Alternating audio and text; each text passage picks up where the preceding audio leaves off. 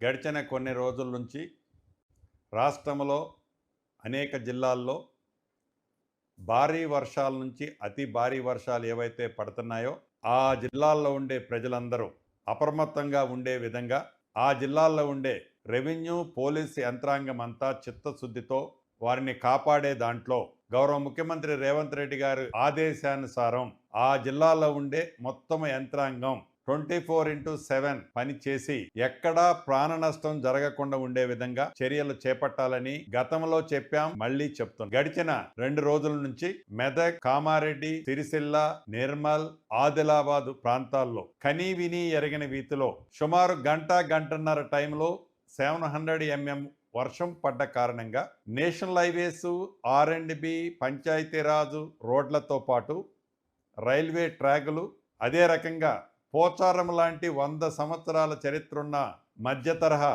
Reservoir ఎలా ఉన్నాయో రాత్రి కూడా మనం చూసాం.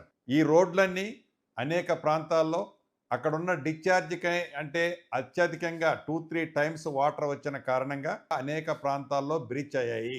రాత్రే అధికార యంత్రాంగం అంతా యుద్ధ ప్రాతిపదిక మీద ఆ నేషనల్ హైవేకి సంబంధించిన 4 లైన్లో 2 లైన్స్ని రిస్టోర్ చేసి ట్రాఫిక్ని చాలా వరకు క్లియర్ చేయగలిగాం.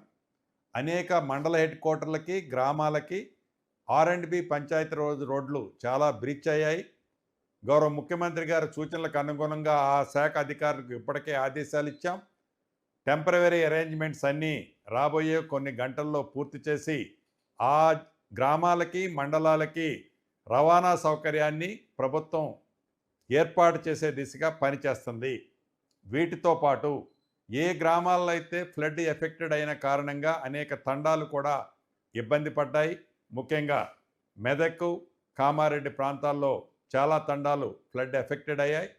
ఆ తండాల్లో తాగునీరు, విద్యుత్కి ఇబ్బంది లేకుండా ఉండే విధంగా వరద వచ్చిపోయిన తర్వాత, వర్షాలు అత్యధికంగా పడి వరదలో ముంపైన తర్వాత ఏదైతే వ్యాధులు వస్తాయో ఆ వ్యాధులు రాకుండా ఆరోగ్య శాఖ వారు కూడా ప్రత్యేక చర్యలు చేపట్టాలని కూడా ఆదేశాలు ఇవ్వటం జరిగింది.